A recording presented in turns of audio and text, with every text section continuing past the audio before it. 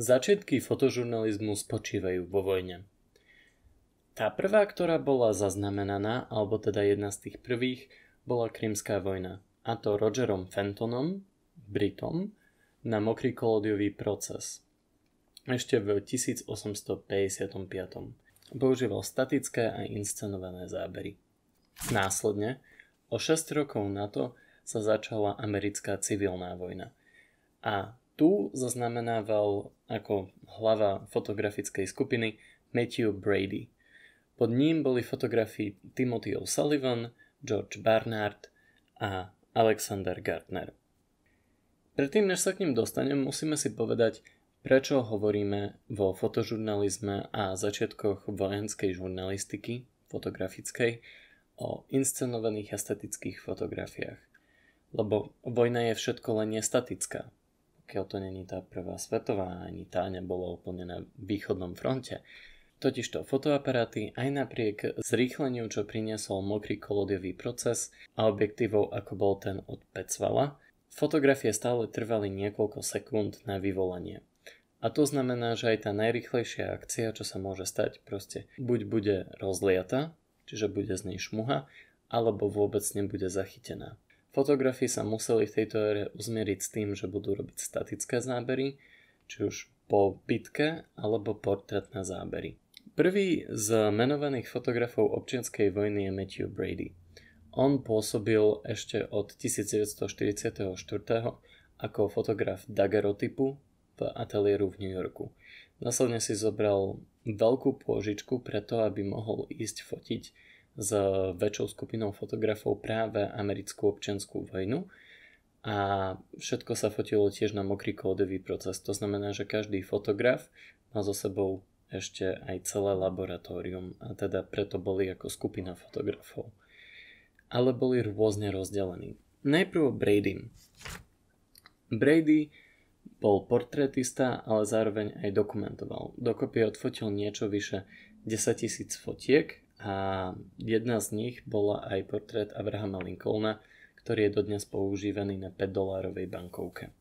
Takisto si zobral od bank dokopy 100 000 amerických dolárov vtedejšej éry v pôžičkách a do konca svojho života ich splácal. Myslel si, že na fotkách civilnej vojny zbohatne a že si ich od neho potom odkúpi štát, avšak to sa stalo až oveľa neskôr a štát ich odkúpil iba za 25 000, čo bolo ledva na pokrytie posledného zvyšku z jeho dlhu. Zomrel síce bez dlhu, ale bohatý nebol.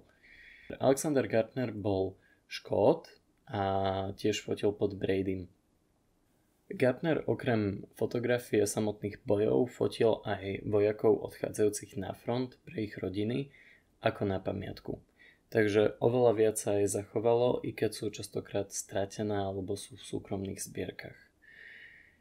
Jedný z jeho najvýznamnejších vojenských fotografií je bitka o Arnhem a zároveň o Gettysburg a Friedrichsburg.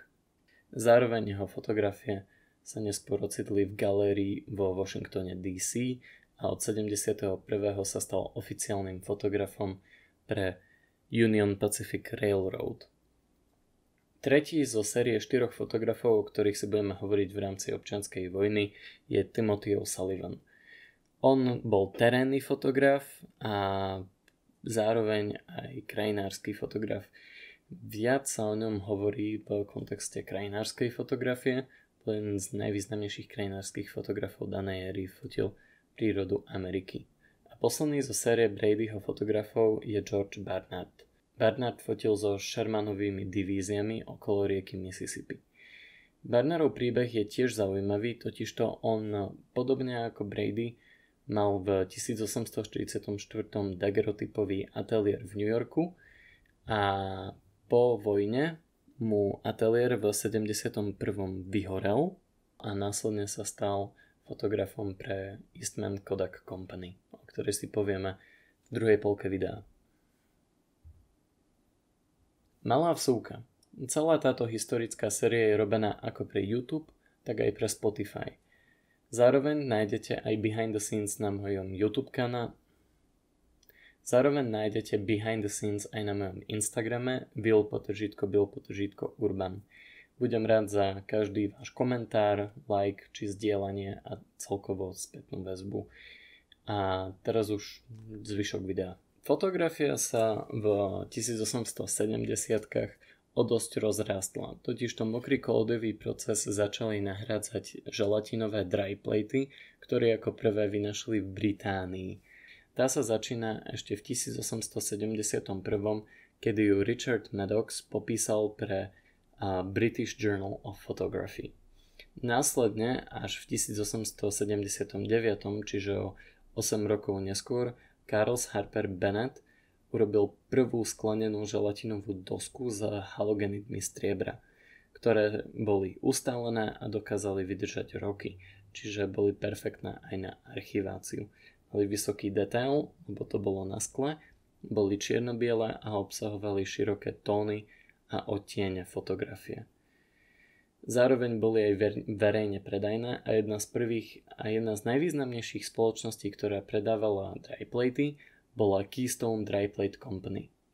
Ďalej posun v spôsobe fotografie prišiel až s filmovým pásom. Prvý s ním experimentoval Hannibal Goodwin v 1887 a on ho aj patentoval a následne rok na to John Cardboot, ktorý bol pre Keystone Dry Plate Company, o ktorej sme pred chvíľou hovorili, použil prvý 35 mm celuloidový film a on ich zároveň používal aj na X-ray, následkom čoho aj potom zomrel na radiáciu. Zároveň v tom roku Henry Reichenbach s Georgeom Eastmanom vytvorili viac ohybný film, celuloidový film, totižto tie predtým sa nedali tak ohýbať a nedali sa toľko tak zvitkovať, ako to dneska poznáme, ako je dneska klasický Kodakovský alebo Fujifilmovský alebo akýkoľvek film, ktorý by ste chceli. Následne v 1900 Eastman Kodak Company vytvorila menej horlavý film.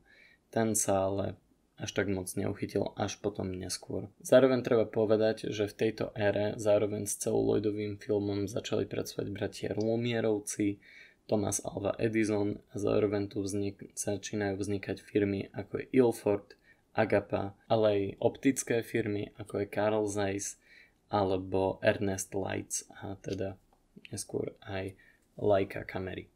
Zároveň veľký posun v fotografii priniesla jedna stavka. A to bola stavka z 1878 o tom, že keď koň cvála, že či má v nejakom momente všetky 4 nohy vo vzduchu. A o to sa stavil Edward Muybridge s mecenášom L. Stanfordom. Muybridge sa na tento experiment pripravoval viacero rokov a dokopy použil na nasnímanie behu koňa od 12 do 24 fotoaparátov so samospúšťou. Bol to mix kolódiových a želatinových, teda dryplatových fotoaparátov, vďaka ktorým zachytil teda sériu fotiek ako kôň beží. Zároveň Muybridgeov experiment vyústil do zoopraktiskopu, čo je vlastne predchodca pre animáciu a zároveň veľká inšpirácia pre animáciu.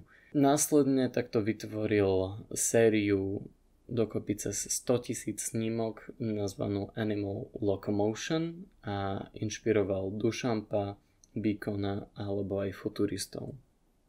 Celá nasledujúca história je veľmi dohľadateľná a veľmi populárna. O firme Kodak Eastman alebo zachytávaní pohybu sa učíme už aj na stredných školách, niektorí, aspoň tí, čo sú na umeleckých školách, a zároveň je nespočet videí ako na YouTube, tak aj článkov všeobecne na internete, kde sa o tom viete dozviesť.